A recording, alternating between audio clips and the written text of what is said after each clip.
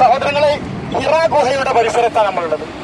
നമ്മൾ ഒരുപാട് കാലമായിട്ട് കേട്ടു മനസ്സിലാക്കി പരിചയമുള്ള ഒരു ഗുഹയാണ് ഹിറ.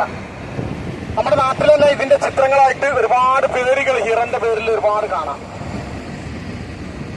എന്താണ് ഹിറ ഗുഹയിൽ നിന്ന് വിശ്വാസികളായ നമ്മൾ നേടിയെടുക്കേണ്ടത് എന്നാണ് ഇതിന്റെ താഴെ വരുമ്പോൾ നമ്മൾ പഠിക്കേണ്ടത്. പരിശുദ്ധ ഖുർആൻ ഇറങ്ങിയ പ്രദേശമാണ് ഹിറ എന്ന് അറിയാത്ത ഒരാളുണ്ടാവില്ല, അല്ലെ? റസൂലുള്ളാഹി സ്വല്ലല്ലാഹു അലൈഹി വസല്ലം തങ്ങള് സ്വയം വചനമിരിക്കാൻ വേണ്ടി തെരഞ്ഞെടുത്ത പ്രദേശമാണ്.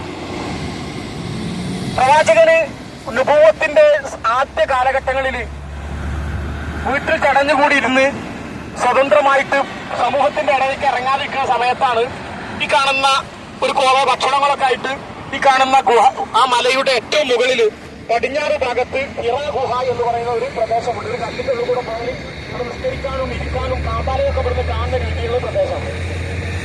ആ പ്രദേശത്ത് പോയിട്ട് ഇരിക്കുകയാണെങ്കിൽ 1 മാസക്കാലം എന്ന് ചരിത്രങ്ങളിൽ പറയുന്നുണ്ട്. പല ഘട്ടങ്ങളിലും പ്രവാചകർ ഭക്ഷണമൊക്കെ തീർന്നാൽ ഇറങ്ങി വന്ന് ഭക്ഷണമായിട്ട് പോകും. പല ഘട്ടങ്ങളിലും ഭക്ഷണവുമായിട്ട് അങ്ങോട്ട് പോകും. ആ കാണുന്ന മലയൊക്കെ കയറിപ്പോഴും ഇന്ന് അത് റോഡ് ഉണ്ടാക്കിയിട്ട് പകുതി സ്ഥലം റോഡായി മാറിയിട്ടുണ്ട്. ബാക്കി കയറാൻ സ്റ്റെപ്പുകളുണ്ട്. കയറാൻ സൗകര്യമുള്ള ഹോർ ഗുഹയെ അപേക്ഷിച്ച് കുറച്ചുകൂടി എളുപ്പമുള്ള ഒരു പ്രദേശമാണ് ഹിറ ഗുഹ.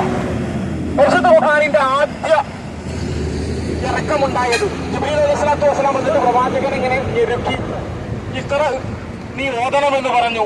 മാനബിക്കാരി എനിക്ക് ഓത്തറിയില്ല എന്ന് പറഞ്ഞു. 2-3 തവണ ആവർത്തിച്ചിട്ട് പിന്നെ തുടങ്ങി വെച്ചത് നമുക്കറിയാം. ഇഖ്റ ബിസ്മി റബ്ബിക്കല്ലദീ ഖലഖ്, സൃഷ്ടാവായ അല്ലാഹുവിന്റെ നാമത്തിൽ നിങ്ങൾ ഓതണം എന്ന് പറഞ്ഞില്ലേ. അല്ലമബിൽ ഖലം, പേന കൊണ്ട് എഴുതാൻ പഠിപ്പിച്ച നാഥൻ. അല്ലമൽ ഇൻസാന മാലം യഅലം,